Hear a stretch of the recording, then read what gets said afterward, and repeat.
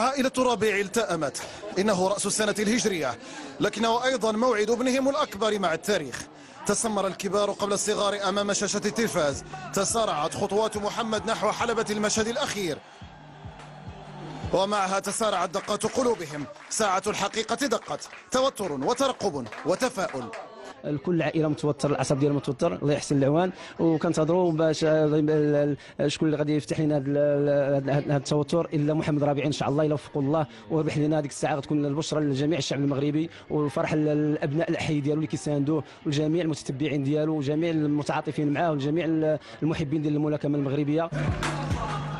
محيا محمد هناك في الدوحه تعلوه علامات الحزم، وفي الدار البيضاء ارتفعت يد والدته بالدعاء.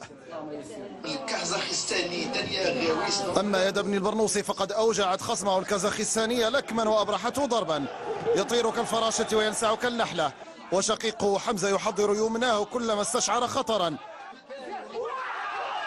ويقفز فرحا كلما بادر محمد إلى لدغ بطل آسيا. بطل قيل أنه لم يخسر منذ 3 سنوات، لكنه لم ينل أي امتياز طيلة الجولات الثلاث. بدأ محمد متوجها نحو نصر أكيد، وتحول الشك إلى تأكيد لدى أسرته وأقربائه.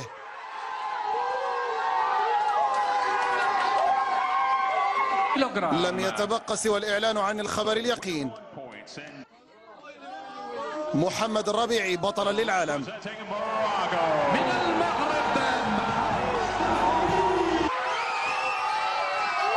فرحة ودموع داخل أسوار البيت، وخارجه تعالت صيحات أبناء الحي فرحا ببطلهم الجديد. إنه زمن الربيعي.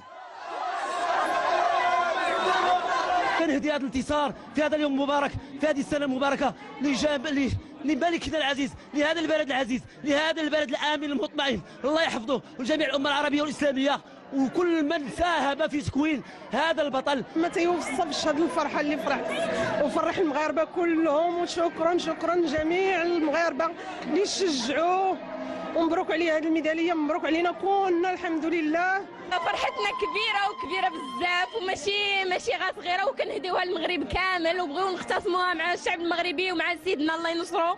وهذا الشيء ماشي جديد، حيت المثابره تاع سي محمد والجهد ديالو كله وضعوا في هذه الاولمبياد، والحمد لله كاع الالقاب جابها محمد ربيعي. باقي اللقب الوحيد اللي كنتسناو فيه ان شاء الله واللي وعدنا به في الاولمبياد العام الجاي ان شاء الله، اللي يحصل ان شاء الله بغينا الرتبه الاولى ان شاء الله، شي ميداليه ذهبيه.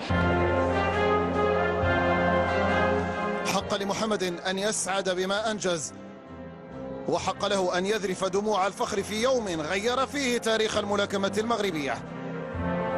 في سن 22 لا يزال أمام محمد الكثير ليقدمه، وما أولمبياد ريو ببعيد.